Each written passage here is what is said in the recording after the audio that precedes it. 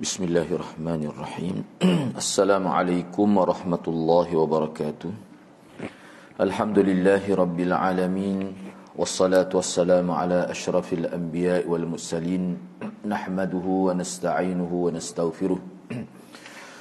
Wa na'udzu billahi min shururi anfusina wa min sayyiati a'malina. Man yahdihillahu fala mudilla lahu wa man yudlil fala hadiya lahu. Rabbi shrah li sadri wa yassir li amri wahlul 'uqdatam min lisani yafqahu qawli. Amma ba'd. Alhamdulillah, bersyukur kepada Allah Subhanahu wa taala kerana dapat bersama pada malam ini. Insya-Allah pada malam ini saya akan sambung perbincangan bab yang ke-14, perbezaan keutamaan surah-surah Al-Quran, dan perbincangan khususnya sebagai pemula kelebihan surah adalah surah Al-Fatihah itu. Jadi surah Fatihah ni pun tak habis lagi perbincangan. Cuba tengok muka surat 107 di bahagian bawah tu. Di antara keutamaan surah ini, yakni suratul Fatihah, bahawa tidak ada salat bagi orang yang tidak membacanya. Dan semua salat yang tidak dibaca padanya surah Al-Fatihah, maka ia adalah kurang dan juga tidak sempurna. Cuma ulama kita membuat perbezaan antara salat sebagai imam dan juga salat sebagai makmum. Jadi kalau salat sebagai imam tu dia kena baca hukum mana pun. Kalau makmum tu ulama khilaf pula. Dan khilaf juga berlaku pada salat sir dan salat jahar. Misalnya salat pada siang hari yang melibatkan zuhur dengan asar. Tu kena baca semua. Kena baca semua. Hak kata tak perlu baca Fatihah ketika jadi makmum, email saja baca pun, dia kena baca juga untuk zuhur dengan asar tu. Tak duduk dia balik gitu, tak boleh. Tetapi ada berlaku khilaf berkait dengan salat berjamaah. Jadi mana hadis ni kena tengok keseluruhan. Jadi asasnya Fatihah tu rukun.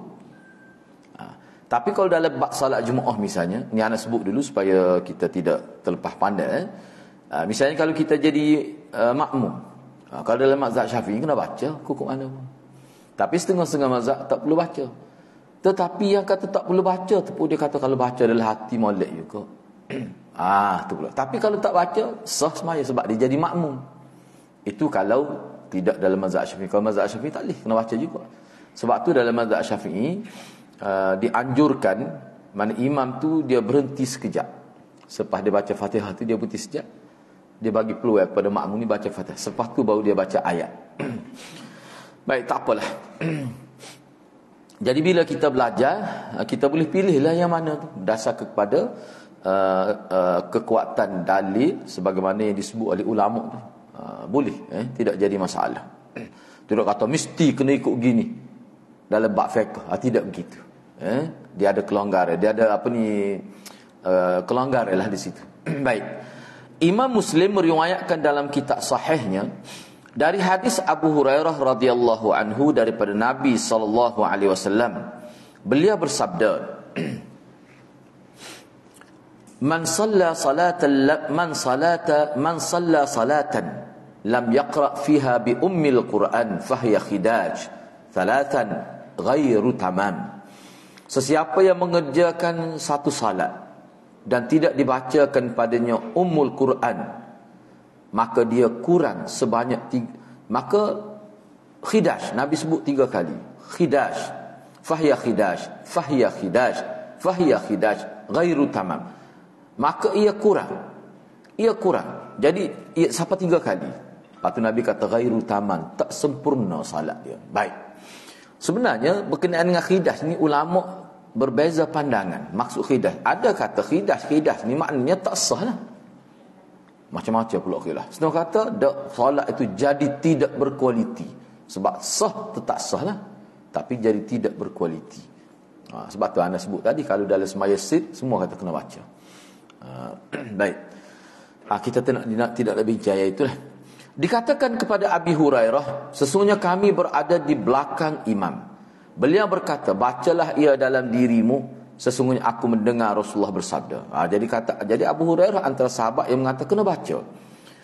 Misalnya kalau tu imam sebab maksud dia begini, bila tu imam baca surah selepas Fatihah, jadi setengah-setengah mazhab, setengah-setengah ulama kata kita dengar tak payah baca Fatihah lah. Tapi kalau kita tengok di sini dia kata baca dalam hati. Maknanya kalau zaman sahabat pun khilaf dah kan.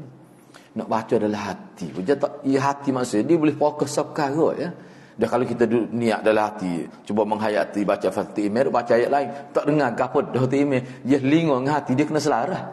Tidak kata hati fokus ni, lingo tanah lain. Dia tak jadi gitu. Sebab tangan kita ruan ya. Boleh kita nak gosok sana goi kes tadi, buku calam mai lagu tu. Sebab dia apa? Hati dia mengarah ke satu perkara saja dalam satu masa. Kalau buat juga jadi bahaya, tak kena. Di sini disebut kelebihan Fatihah. Cuba kita tengok di sini. Ini mengikut riwayat daripada Abi Hurairah. Dia kata dia mendengar Rasulullah sallallahu alaihi wasallam bersabda.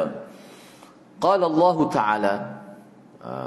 Mana ni ayat apa ni kursi lah, ayat kursi qasamtu as-salah baini wa baina 'abdi nisfain wa li 'abdi ma sa'ala fa idza qala al-'abd alhamdulillahi rabbil alamin qala Allah Taala hamidani 'abdi wa idza qala ar-rahmanir rahim qala Allah Taala athna 'alayya 'abdi wa idza qala maliki yaumiddin qala majjadani 'abdi وقال مرة فوض إلي عبدي فإذا قال إياك نعبد وإياك نستعين قال هذه بيني وبين عبدي ولعبدي ما سأل فإذا قال اهدنا الصراط المستقيم صراط الذين أنعمت عليهم غير المغضوب عليهم ولا الضالين قال هذا لعبدي ولعبدي ما سأل. Allah berfirman, aku membahagi salat antara diriku dan hambaku menjadi dua bahagian. Dan bagi hambaku apa yang dia minta. Mana dalam solat tu, kalau dia berdoa, tu makbul lah doa tu. Makbul doa tu. Apabila hamba aku berkata, Alhamdulillahi Rabbil Alamin, maka Allah akan jawab dengan berfirman, hambaku telah memujiku. Apabila hambaku membaca ayat Maliki yaumiddin tu Ar-Rahman Ar-Rahmanir Rahim. Alhamdulillah Rabbil Ar-Rahmanir Rahim. Maksudnya tu bila kita sebut Ar-Rahmanir Rahim, kita semacam menyeru Allah Tuhan yang Maha Rahman, yang Maha apa ni kita kata pemurah, dan Ar-Rahim Maha mengasihani. Yalah kalau kita tengok dalam syarah ulama kata makna boleh pergi mari tu Ar-Rahman boleh dengan erti pengasih, Ar-Rahim Ar-Rahman dengan erti pengasih, Ar-Rahim dengan erti pemurah. Dia boleh bunga sebab dia asal daripada rahimah semuanya kalimah tu. Tu dalam syarah. Dia ada kitab khusus ni. Tebal juga tengok 100 muka surat lebih. Dia bincang Fatihah saja. Syekh Utsaimin ada tulis. Dia bincanglah perkataan Ar-Rahmanir Rahim tu. Tak apalah. Bila hamba aku kata Ar-Rahmanir Rahim, maka Allah akan berfirman, hambaku telah menyanjungku, asna alayya.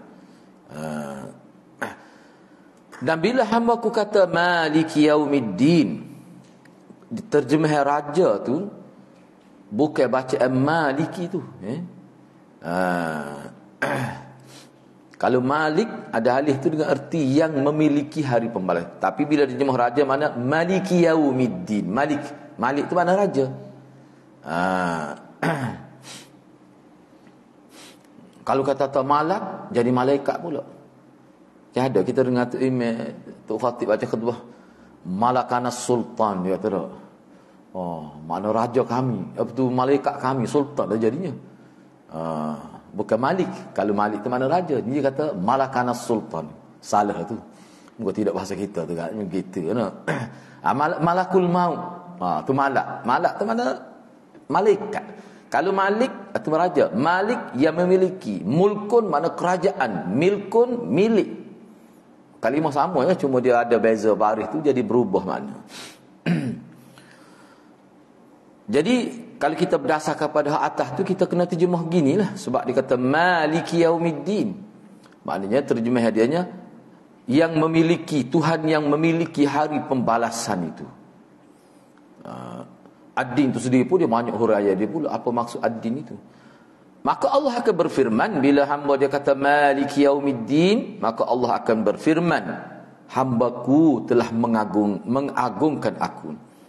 Pada kali yang lain, mana pada kali yang ada juga riwayat sebut Allah jawab begini, hambaku telah menyerahkan urusannya kepadaku. Maknanya dia pasrah, serah pada Allah apa yang Allah nak buat kita sebagai hamba.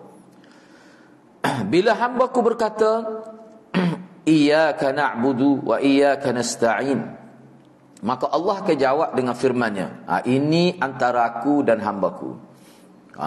Maknanya nak ayatnya ni hubungi aku dengan hambaku. Siapa disebut iyyaka na'budu, hanya engkau saja kami semua, wa iyyaka, dan hanya engkau saja kami mohon pertolongan. Ni antara aku dengan hamba aku. Maknanya Allah SWT letak sebagai jawab pada bila kita kata iyyaka na'budu, seolah-olahnya Allah kata dia ni di bawah jaga akulah. Hamba aku ni ala hifzi, di bawah jagaan aku. Yalah, adalah beberapa pandangan lain lah. Sebab ni anda pun ada buat nota juga khusus tentang Fatihah ni. Jadi ada beberapa pandangan, itu salah satu. Apabila hamba aku berkata ihdinas siratal mustaqim siratal ladzi, sampai habislah ayat itu, maka Allah berfirman, ini untuk hambaku dan bagi hambaku apa yang dia minta. Maknanya sebab itu kan dalam bentuk doa kata ihdina tu. Maknanya Allah SWT kata aku akan bagi, pasti aku akan makbulkan permintaan dia. Jadi sebab tu dia Al-Fatihah ni mana perlu dihayati. Cuba kita tengok bawah dia buat huraian tu banyak dah kita baca lah ni. Sebab orang yang baca Fatihah kalau semaya fardu saja pun sampai 17 kali baca. Kalau capur dengan solat sunat pula, lepas tu kalau baca dalam keadaan faham pada ihdinas sirat tu, satu permintaan yang sangat besar tu. Sehingga ada ulama kata kalau orang ni pernah jadi sesat, Allah akan kembali ke semula dia. Kalau dia betul-betul hayati Al-Fatihah tu. Ayatnya orang panggil keagungan surah Fatihah tu, bila seorang tu baca dengan faham dan dengan kehendak untuk dapat kebaikan dunia akhirat, kalau dia tersasar, tersilap pun tidaklah siapa sesak, siapa sehingga tak kembali ke pangkal jalan. Ada ulama berpandangan begitu. Baik. Hadis-hadis ini dan yang seumpamanya menunjukkan keagungan surah Fatihah ini, surah yang mulia ini. Bahawa surah ini adalah surah yang paling agung dalam Al-Quran. Bahkan tidak pernah diturunkan dalam kitab Taurat, Injil, Zabur. Dan dalam Quran pun tak ada ayat surah lain. Surah bukan ayat surah. Seperti surah Fatihah ini, tak ada. Ia adalah Ummul Quran, ataupun kita kata ibu Al-Quran, ataupun induk Al-Quran. Ulama kata seluruh Quran itu dia terhimpun kehendak dia dalam Al-Fatihah itu. Al-Quran seluruhnya adalah tafsiran bagi suratul Fatihah dan penjelasan bagi garis-garis besar, yakni fakta-fakta besar yang disebut oleh dalam Fatihah. Hal ini kerana ayat-ayat dalam suratul Fatihah menyentuh makna-makna yang terdapat dalam Al-Quran secara keseluruhan. Gapo dia maksud terdapat dalam Quran yang mana terdapat dalam Fatihah semua tu, iaitu ayat-ayat yang berupa pujian kepada Allah Subhanahu wa taala. Sebagaimana yang layak bagi Allah. Begitu pula beribadah dengan perintah dan larangan, janji dan ancaman serta hal-hal yang sepertinya. Ibnul Qayyim rahimahullah berkata dalam kitab dia Madarijus Salikin Bainal Manazil Iyyaka Na'budu wa Iyyaka Nasta'in, itu nama kitab dia, nama kitab Ibnul Qayyim.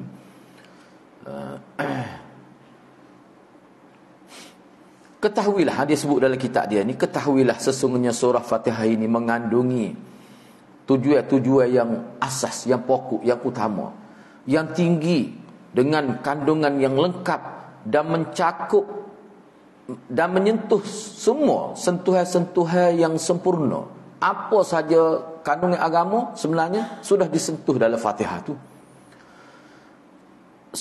Ayat-ayat dalam surah Fatihah mengandungi pengenalan tentang zat yang disembah subhanahu wa ta'ala dengan 3 nama yang merupakan inti dan juga teras nama-nama yang paling indah. Poros tu mana teras sangat, apa tak tahu, tengok dalam kaum Indonesia tu mana teras poros tu, bahasa dia.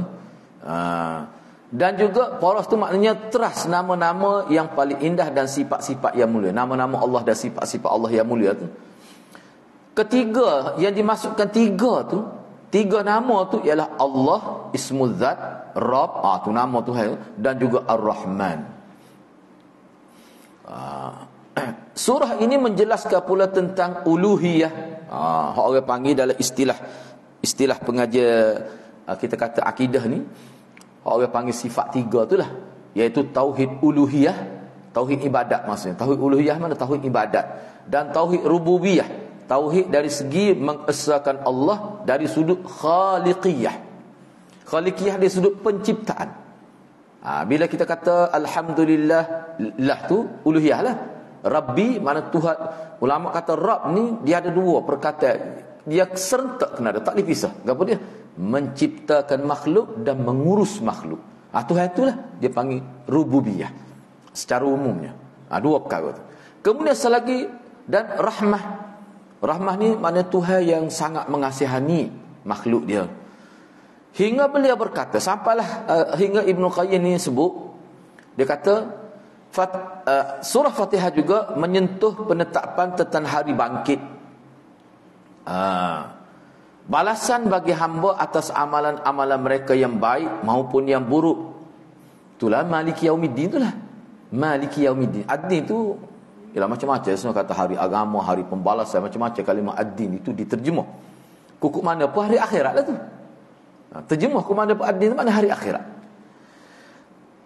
Dan juga menyentuh tentang keesaan Allah SWT, menetapkan hukum pada saat itu di antara manusia. Mana Allah saja. Bila hari akhirat ni, orang panggil hari pembalasan tu, Nabi sendiri pun tak ada kuasa langsung. Tak ada, Allah semata-mata. Sehingga Nabi nak minta syafaat pun kena pergi berlutut, tunduk pada Allah, mohon kepada Allah. Dan bahawa hukumnya adalah adil.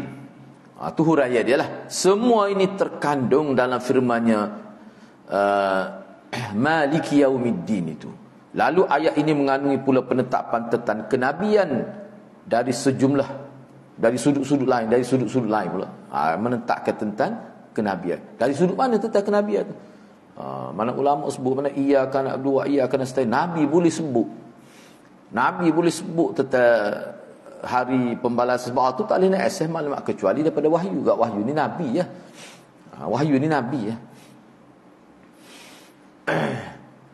Kemudian Ibnul Qayyim menghuraikan dengan panjang lebar dalam menjelaskan kandungan surah ini berupa tujuan-tujuan pokok yang asas, yang dururi, yang tinggi kedudukannya, serta kandungannya berupa bantahan terhadap seluruh kelompok ahli bid'ah dari kesesatan, dan kandungannya tentang tempat-tempat mereka yang menuju Allah dan kedudukan-kedudukan ahli bid'ah. Lalu penjelasan bahawa surah-surah lain tidak boleh menempati posisi surah Fatihah dan tidak bisa pula menggantikannya. Maknanya kalau kita baca iyyaka na'budu wa iyyaka nasta'in, ihdinas siratal mustaqim. Ihdinas siratal mustaqim, kita minta, kalau kita nak terjemah mudah, ihdinas siratal mustaqim, kita minta supaya kita hidup di atas jalan sunnah Rasulullah. Itu maksudnya. Itu maknanya lawan bid'ah ke sunnah, kalau dia bid'ah. Tauhid lawan syirik. Maknanya tak sah bid'ah. Contoh bid'ah tu apa tu? Siratal ladzina an'amta alaihim, tu kita nak, itu mana siratal mustaqim lah. Kita tak mau ghairil maghdubi alaihim waladdallin, Allah benci. Yalah, kalau setengah-setengah tu dia kata makna Yahudi Nasrani. Ulama kata tak mesti Yahudi Nasrani, tapi kukuk mana asasnya mari situlah. Jadi misalnya Syahwaliyah pun ada sebut dalam kitab usul tafsir dia bahawa begitu juga apa ni Abu Hasan Ali Al-Hasani An-Nadawi, dia kata ajaran-ajaran seni termasuk usul tafsir ni. Termasuk.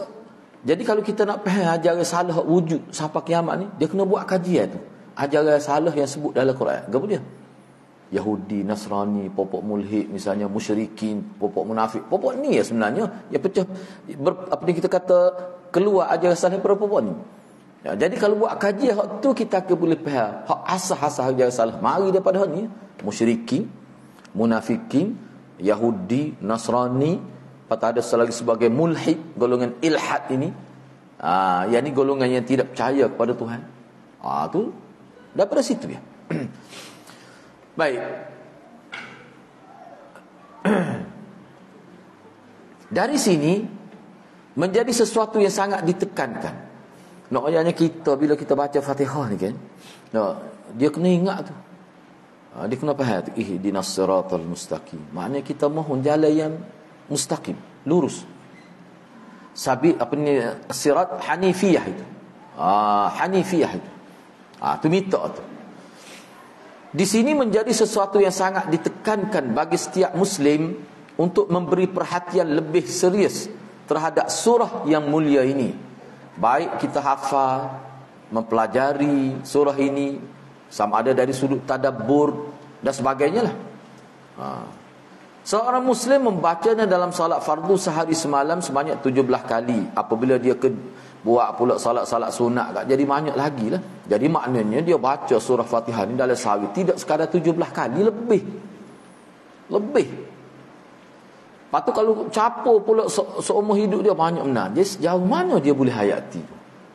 Jadi kalau kita baca Alhamdulillah, kita tak tahu makna lah. Nak hayati lagu mana, makna pun tak tahu. Itu mana satu kekurangan besar. Sedangkan Allah Subhanahu Wa Taala letakkan Fatihah itu sebagai salah satu rukun qauli. Tidak surah lain boleh pilih nak baca lepas tu. Fatihah tak boleh kena baca. Maknanya bukan sekadar baca tu kehendak tu, dia lebih daripada maksud untuk dibaca, tapi dia untuk dihayati. Baik. Namun sangat dikesalkanlah. Sebab dia kata anda masih saja mendapati di antara orang Islam ni, ada orang Islam ni mana tak mampu baca surah Fatihah ni dengan baik. Baca pun tak latih pukul lah. Dari tajwid pun tidak melayakkan dia jadi terimam kadang-kadang. Tak betul. Bahkan kadang-kadang dia mengucapkan dalam bentuk yang tidak fasih. Fasih ni ulama kata perpindahan satu huruf ke satu huruf tu dia panggil fasih. Misalnya pindah daripada huruf dad ke huruf da, patut idgham, setengah-setengah huruf bila bertemu jadi idgham. Tu makna fasih. Termasuk tebal nipih. Ikhfa tu misalnya bila dengung berkait dengan huruf ta, lagu mana, tu kefasihan tu. Dia sebut fasih. Sehingga merosakkan makna dia. Kadang-kadang teruknya sehingga jadi rosak makna. Sebab apa? Jadi berubah huruf tu. Misalnya kita kalau baca Al-Fatihah kan, mula-mula Alhamdu dia baca, bukan Alhamdu, tak ada langsung dia punya angin, bunyi ha, berubah makna. Kalau Hamidah maknanya lemah, Hamidah maknanya puji. Kalau tukar ha jadi ha tu makna segala lemah milik Allah. Kalau niat gitu, rosak akidah tu. Tu jadi ha tu kena berhati-hatilah. Atau menghilangkan makna yang terkandung dalam surah Al-Fatihah. Atau anda melihat ada di antara orang Islam ni yang tidak memberi perhatian dan tidak mencermati bahasa baca tu, tidak memahami, tak ada usaha untuk memahami surah Fatihah, dan tidak ada usaha nak memikirkan apa maksud makna dia secara literal, secara harfiah, serta tidak boleh tahu pula indikasi ni makna tarjih lah. Taujih ni maknanya petunjuk kehendak Allah nak ke dia daripada ayat ni. Tak tahu apa pun. Itu satu kerugian besar lah. Itu satu kerugian besar. Jadi kesan dia baca kita tu jadi tidak berkualiti. Tu. Perkara yang wajib bagi hamba-hamba Allah yang beriman seluruhnya adalah mengagungkan surah mulia ini, menghormatinya sebagaimana mestinya. Sebagai mesti itu maksudnya begini. Bagaimana menghormati surah Fatihah ni? Mula-mula sekali hak basic ni baca biar betul. Jadi nak baca dengan betul ni dia kena ngaji. Sebab orang Arab dia tak ngaji tajwid pun salah baca Quran. Salah. Anak ngadah. Dia ni orang Melayu asalnya, cuma dia lahir di Mekah. Dia panggil mualaf, dia panggil. Mualaf ni orang lahir Mekah. Kecek Melayu pun jadi tak jadi Melayu tu. Tapi dia ni dia saingan lah, 2 tahun dia saingan. Anak kata entah ni baca Quran pun tak betul. Dia ni tak nak ngaji anak. Dia duduk Mekah, bukan kata duduk di kawasan Mekah. Dia lahir sana. Dia balik sini, tak tahulah apa sebab dia balik. Dia ambil SPM. Semua subjek E, hak A-nya bahasa Arab so. Orang lain E belakang. Lepas tu dia menego, dia minat meniaga. Anak ayatnya lah. Kita kira orang Arab sebab dia lahir sana, mualak dia panggil. Allah baca Quran sebab dia kecek biasa gini. Kata tak boleh saya baca Quran gitu. Quran ni tidak orang tak baca gitu. Jadi bila dia duduk itu kat dia ngajilah waktu rehat dia ngaji ngana, ngaji beberapa orang. Dia tu. Adik dia tak gitu. Adik perempuan dia tu. Tu nak ayat. Bila ayatnya orang Arab bukan tak ngaji tajwid, dia jadi sebuah bahasa dia biasa. Orang Arab mana ada dengung kecek. Panjang dia pun sekadar satu alif dua harakat lah. Tak ada siapa ni tu, tak ada dah bercakap orang Arab gitu. Hak tu Quran ya. Kacak gitu lama siapa rumah ke. Duk main panjang siapa ni tu dah. Tak ada biasa gitu ya. Dia hak berubah makna ni ki terjejah hak dua hak mak asli tu ya berubah maknanya. Benda-benda gitu orang Arab pun tak ngaji tawi juga. Siapa kita kata tak betul ya tak baca Quran. Tapi dia nak kecek Melayu. Tu nak tak betul. Dia kata nak pergi fasir putih dia kata. Kita kata kita sebut fasir putih, kita pasir guna pi kita. Po. Mungkin dia fa jadi nak ayatnya tajwid ni sebab tu setengah ulama kata tajwid ni dia bukan khusus untuk orang Arab, dia untuk orang Islam. Sebab orang Arab tak ngaji pun dia tak akan sebut, tak boleh sebut dengan betul. Dia tak akan boleh sebut dengan betul. Tu ya. Baik.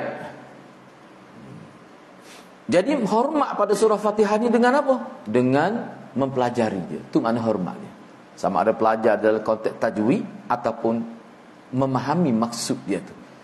Sebab tadabbur ni bagi anak ni dia sangat mudah. Sangat mudah difahami. Dia tidak bincang panjang lebar, tidak bincang mendalam. Jadi kalau hak tu pun tak boleh buat, tak boleh ikuti, rugi besarlah kita ya. Sebab ia adalah surah yang paling agung dalam Quran dan paling diwajibkan atas umat ini. Ia paling merangkum semua yang diperlukan oleh seorang hamba dan paling banyak manfaat dia. Ibnul Qayyim berkata, Ibnul Qayyim rahimahullah berkata, demi Allah, tidaklah engkau mendapatkan perkataan yang rosak dan bid'ah yang batil, melainkan Fatihatul Kitab memuat bantahan terhadapnya dan membatalkannya dengan cara yang paling praktikal, paling sahih dan sangat jelas. Dia ginilah mudahnya kalau maksud dia ni lah. Sebab bila kita baca Fatihah ni kan dia ada sebut iyyaka na'budu wa iyyaka ihdinas siratal mustaqim siratal ladzi. Dia akan timbul beberapa persoalan di situ bila kita sebut ihdinas siratal mustaqim. Jadi jalan orang benar ni hak mana? Memang ada sebut siratal ladzina an'amta alaihim, jalan orang yang kau beri nikmat. Kalau tengok dalam seminar siddiqin wasyuhada sebut banyaklah dia sebut. Lepas tu bukan jalan orang yang kamu benci terdiri Yahudi, Nasrani. Lepas tu dalam kitab-kitab ahli bin orang yang menyalahi sunnah Nabi banyak disebut.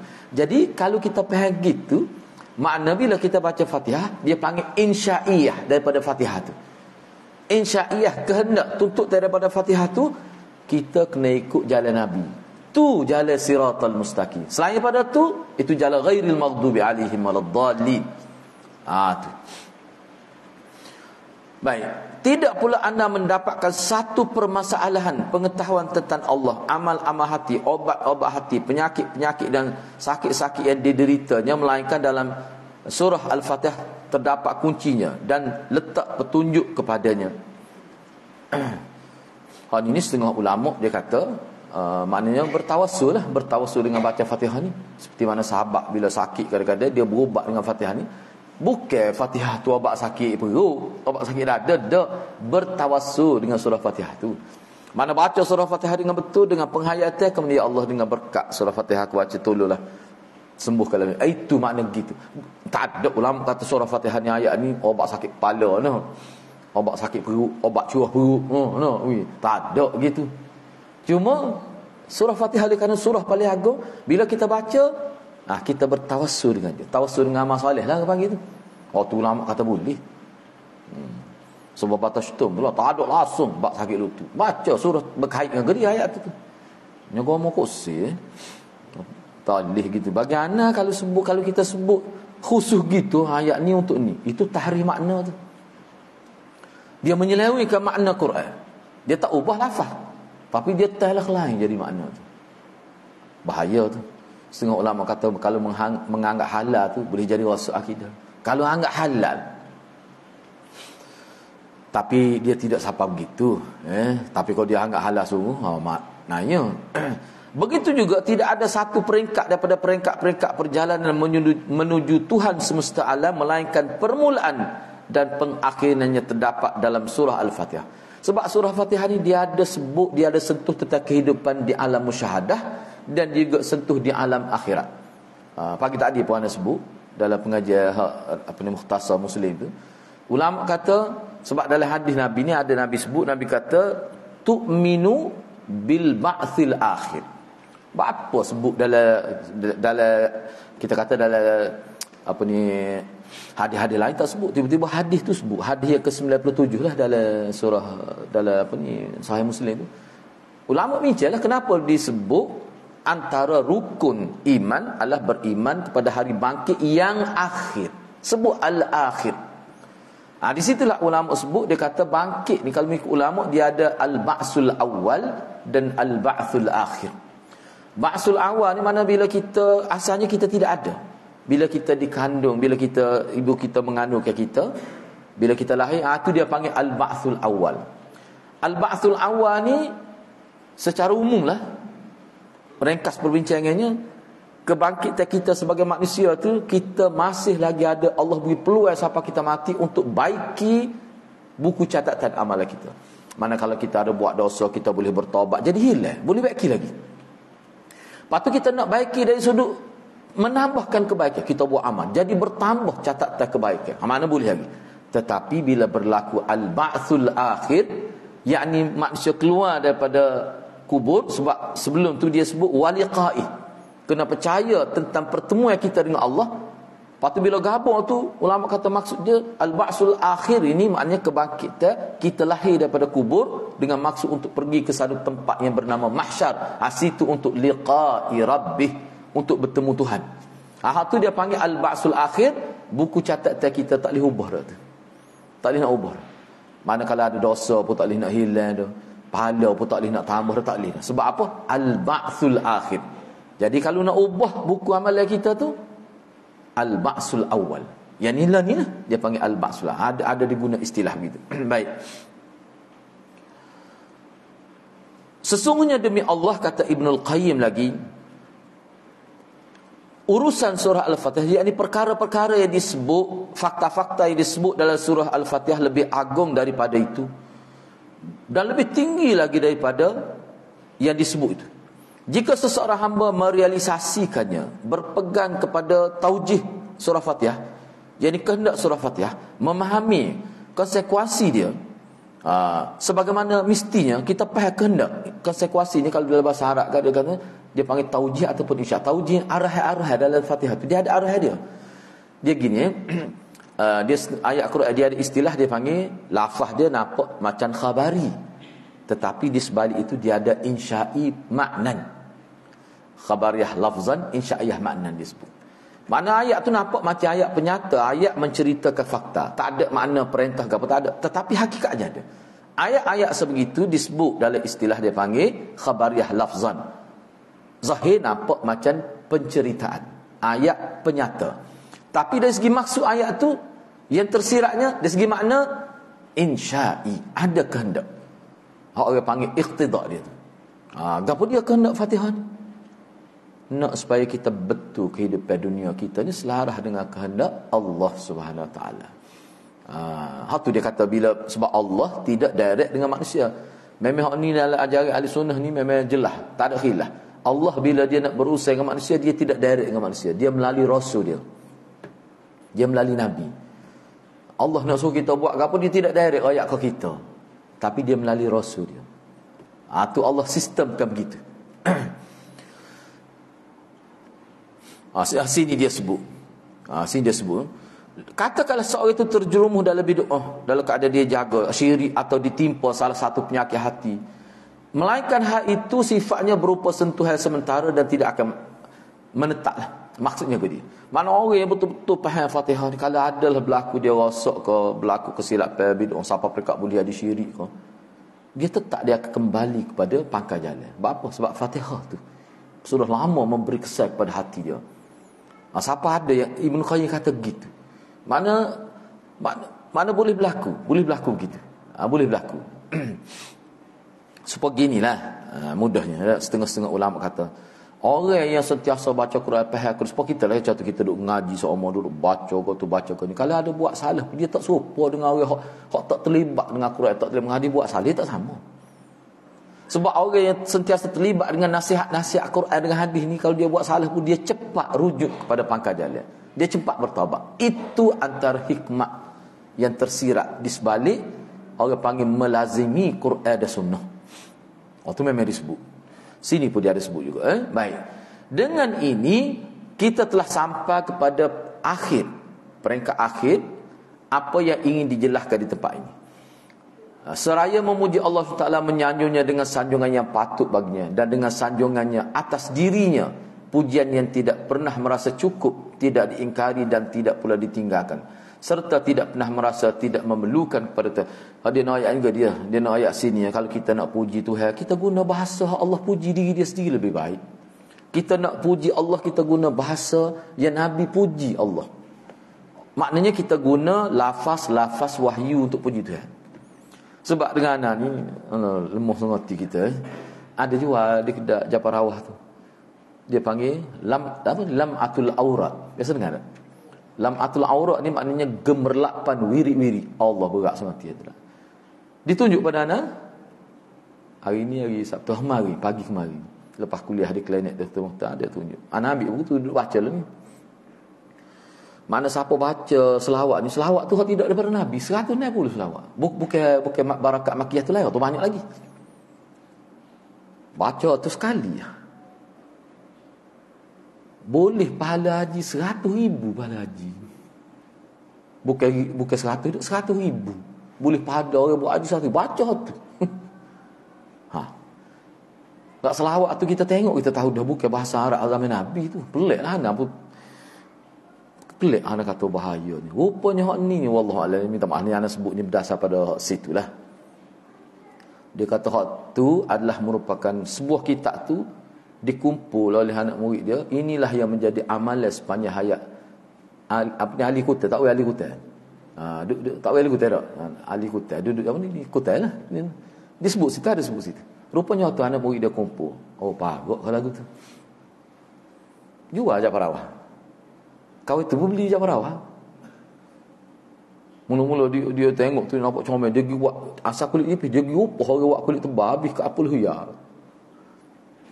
Kata aku dia kulit tebal mari lagu ni. Saja dia kata, bawa comel saya kecil. Kalau baca tu letih kita.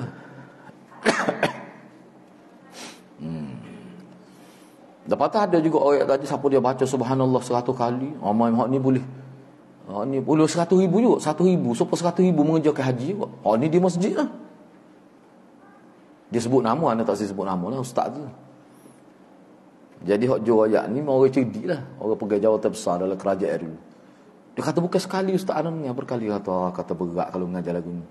Subhanallah 100 kali boleh seperti 100,000 haji. Padahal subhanallah tu Nabi ajar, Nabi tak ada sebut pun begitu. Berat ngerti tu lah. Lagu tu mengajar kan. Nanya orang kapon kan. Kak ustaz ni nampak waruk tu. Tu kita lemah tu. Tak boleh kita tu haram tu, perbuatan tu haram. Dosa tu Imamul Haramain kata, siapa dia dengan sengaja, dengan niat, dia tahu dah tak boleh, tu pun buat juga dengan sengaja, jadi kafir itu. Imamul Haramain kata, kalau dengan niat, dia tahu dah tak boleh dusta atas nama Nabi, dia buat juga dengan niat, buat sengaja, jadi kafir itu, kata Imamul Haramain. Dengan ini jadi habislah di situ. Sekarang kita terus masuk kita ambil sedikit saja, kita terus masuk dari syan, tak apa, kita ambil sikit lagi. Kita pergi pula pada bab yang ke-15. Muka kitab ni 2 jilid ni, 2 jilid 2 jilid ni tebal lagi ni. Kita ambil sikit lagi. Yang ke-15, keutamaan ayat kursi, surah Al-Ikhlas dan surah-surah lain. kita lanjutkan perbincangan tentang keutamaan surah Al-Quran dan ayat-ayatnya atas sebahagian lain. Di mana sebelumnya kita telah bincang dah sebelum ni secara ringkas lah, tidak panjang, keutamaan surah Fatihah. Hak ni kita nak bincang pula surah lain. Surah Fatihah tu paling utama sebagai ummul kitab. Jadi sekarang ni kita nak bincang pula surah lain ataupun ayat-ayat lain. Di sini penulis ni dia kemukakan, dia kata satu riwayat melalui turuk ataupun jalur sanad yang sahih daripada Nabi SAW, bahawa ayat yang paling utama dalam Quran ialah ayat kursi. Hak tadi Fatihah tu surah. Hak tadi Fatihah tu surah paling mulia. Hak ni ayat, bukan surah, ayat. Ialah ayatul kursi. Dalam Sahih Muslim diriwayatkan daripada Ubay bin Ka'ab radhiyallahu anhu, beliau berkata, qala Rasulullah sallallahu alaihi wasallam, ya Abul Munzir, atadri ayu ayatin min kitabillah ma'ak a'zam? Qala qultu Allah wa rasuluhu a'lam. Qala ya Abul Munzir, atadri ayu ayatin min kitabillahi ma'aka a'zam? Qala qultu Allahu la ilaha illa huwal hayyul qayyum ila akhiri ayat sampai akhirlah. Supaya kita baca tu satu ayat. Satu ayat tu. Ayat kursi tu. Tu. Maka kata apa ni Ubay, fadaraba fi sadri, maka Rasulullah buat gini, bukan pukul, jangan ke nak terima ke ni ni. Bukan kata pukul katok dengan gitu dak, daraba ni tepuk lah. Kalau pukul ni kata belohok kau tu noh. Tepuk. Fadaraba fi, lalu Rasulullah tepuk atas dada saya. Seraya berkata, wallahi liyahnikal ilmu Abul Munzir.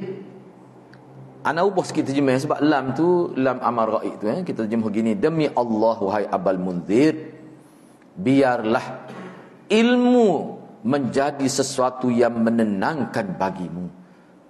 Maknanya Nabi ni, hadis ni termasuk dalam hadis manaqib Ubay lah. Biarlah ilmu tu makna yang terkandung dalam ni ayatul kursi ni. Tu. Biarlah ilmu yang menjadi sesuatu yang menyenangkan engkau, yang memudahkan engkau. Maknanya ke dia? Maknanya kalau kamu amal baca ayat kursi ni, dia akan memudahkan kamu. Mudah tu dari segi mana? Allah jaga kamu. Dia ada khusus kelebihan ayat kursi ni. Lepas tu lagu mana dengan wakas milih bagi tak? Dia ada wakas ke dia bagi? Pelik-pelik lah. Gini kelebihan. Ana dengan ustazah sebut lah. Ana lemahnya lepas dia sebut, dia tanya Ana, boleh kau dia tu? Kata dah ustazah sebut gagak-gegok tu, kata tanya kat dulu. Dia panggil wakas milih. Tak, wakas milih. Kelebihan gini. Nak kata jawab, cuba Ustaz Hamid Man cuba tengok hadis. Masa anda ngaji mulanya pering ada jangan duk pegang bagi lagu ni. Kecuali dia ada hadis. Wah lagi. Kelebihan ayat kursi ada sebut dalam hadis. Terang tu lepas ni ada sebut. Dan dia kata baca tu nak dapat kelebihan mesti kena wakas tu. Berhenti setakat ni dia tanda. Dia kata ginilah Ustazah, tak usah sebut lah tu Ustazah. Waktu tu tak betul. Ustazah bacalah mengikut tajwid. Dah dia dikena memahami mana pak ayat kursi ni lebih dia. Lepas ni dia sebutlah. Kita baca sikit sini. Ana ambil 5 minit lagi. Ayat yang mulia ini, ayat kursi ni mendapat kedudukan yang tinggi. Kalau tadi surah Fatihah, ni ayat. Kenapa tu? Apa jadi tinggi sangat nilai ayatul kursi tu mengikut sebutan daripada Nabi, mengikut sabda Nabi, kerana keagungan ayat kursi ni. Sebab apa? Kerana kandungnya dia tu berupa tauhid kepada Allah. Ayat kursi ni Allah mentakrifkan tentang diri dia. Ayat kursi ni Allah mentakrifkan tentang diri dia. Allah cerita tentang diri dia.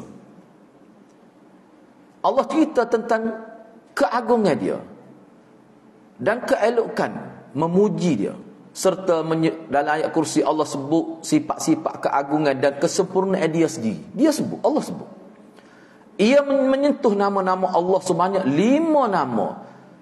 Memuat sifat-sifat yang melebihi 20 sifat bagi Allah Tabaraka wa Ta'ala dalam ayat kursi. Sehingga ia telah memuat hal-hal tersebut yang mana dalam mana-mana ayat dia tak ada mengandungi seperti itu. Mengandungi kita kata ke dia nama-nama Allah, sifat Allah, siapa 20 sifat. Satu ayat, tak ada ayat lain gitu. Ayat kursi ni saja. Mana kena tadabbur pula lah ayat kursi ni. Tu.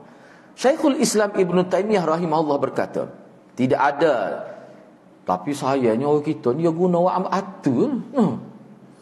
Baca ayat kursi. Ya. Anda dengar ni masa budak-budak tu. Kapung ana. Kawan itu masuk atu. Enggak panggil Tok Muhammad ni bukan ustaz. Ana duduk keli. Dia baca ayat kursi. Mula-mula dia baca Yasin. Bakal dia tak ingat semua, dia baca ayat kursi. Atu tu kata, tak betul tu, salah tajwid. Ana kata boleh nyakit Tok Muhammad ni hari ni. Dia kritiknya bukan ayat kursi, Yasin tu. Dia kata tak betul tu. Dia temuk aku, apa aku baca betul. Malu berapa tu orang tu. Orang tu tak ngaji lah mana kali. Dia baca dia baca tapi tak habis lah dengar nanti. Dia baca, tengok dengar aku baca. Dia baca Yasin wal Quran. Tu dia baca. Anak kata molek dia pula bunyi dengan tu orang tu. Dia kata dia ngepek tu orang baca tak betul tak juga. Ayat kursi dia baca. Tu biasa kita tu. Ayat kursi tak tinggal kalau tu orang. Bapa tu. Dia kata sebab tu cerita tentang Tuhan. Jadi syaitan ni takut ke Tuhan.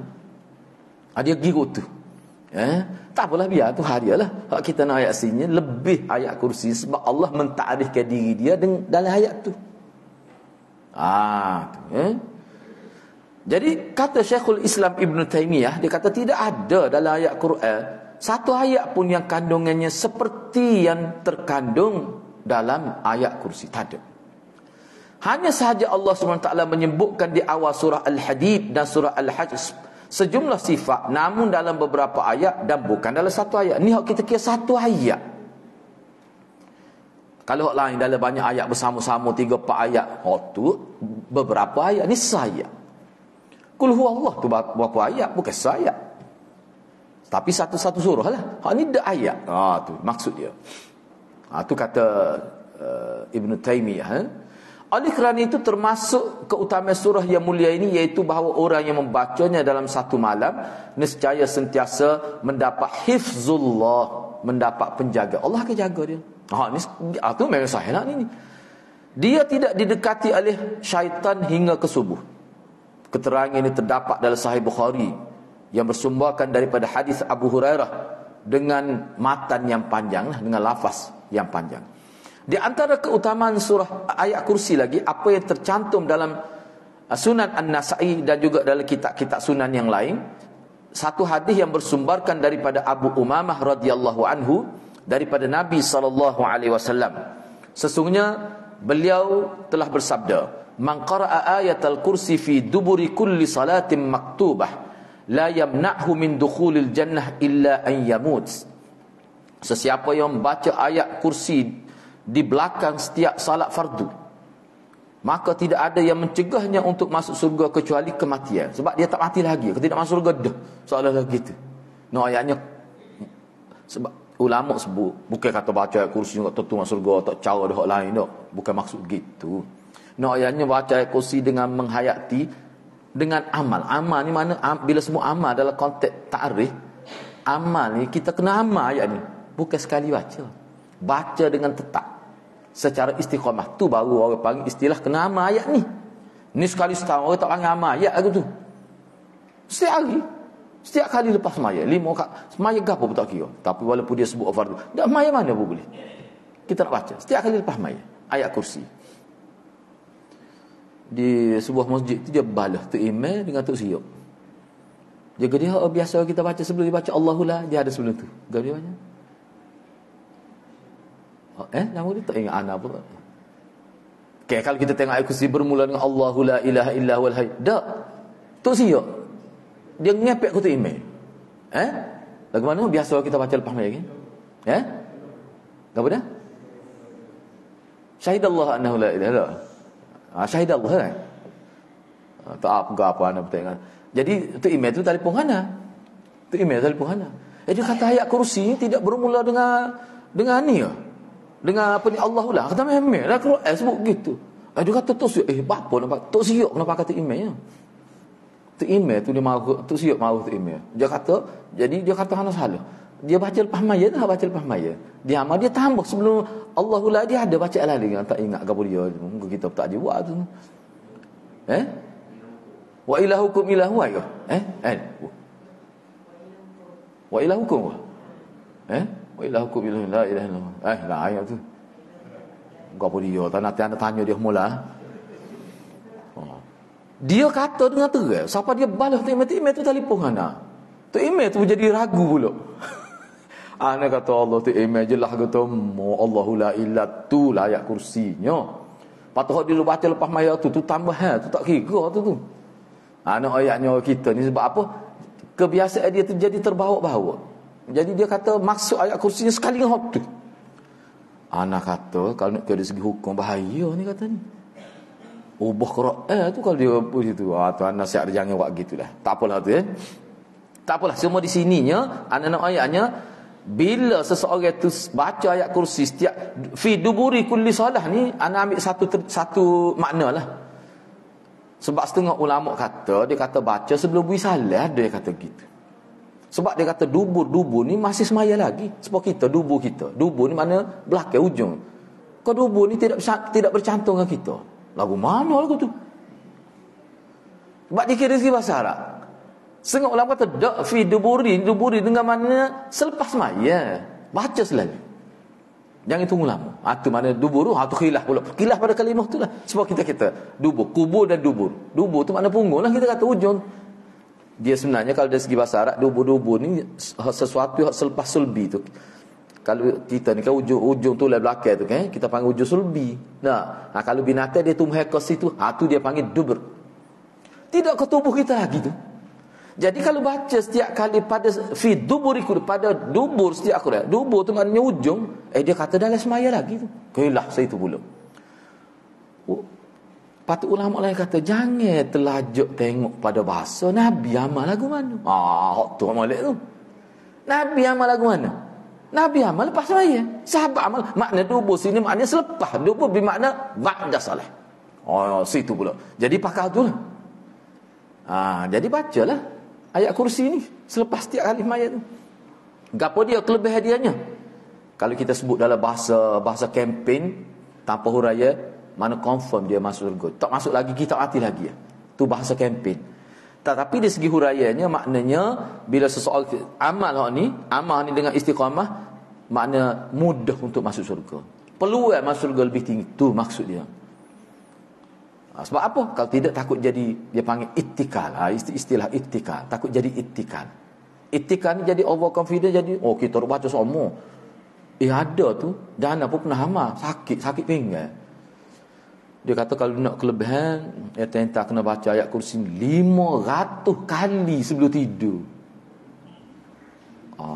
Kata 500 kali. Anak buat dah lama juga. Lama pun seminggu gitu. Kita main mikir, baik aku baca Quran. Habis lu baca ayat kursi saja. Dia sebut kelebihan gini. Tu tak betul. Jangan amal lagu tu. Memaksa diri. Lepas tu jangan tanya berapa je setelah buat diri. Anak lepek sakit sini. Dah seminggu juga.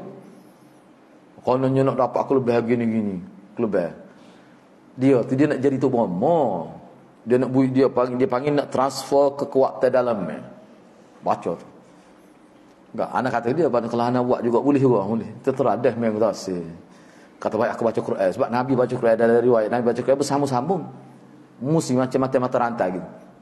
Bukan baca waktu saja. Rugi. Tak boleh gitu. 500 terang. Dan dia katalah, ni anak tidak guna nama Dr. Harudin. Dia kata Dr. Harudin memang amal gini. Dia kata, dia sebut kana. Anak-anak pujuk besar semua amal. Anak kata ikut mula. Dia sebut gitu kan. Sebab kalau kita nak bomo, dia kata kalau tidak ada kekuatan dalamnya, dia kata saya tak boleh ganggu.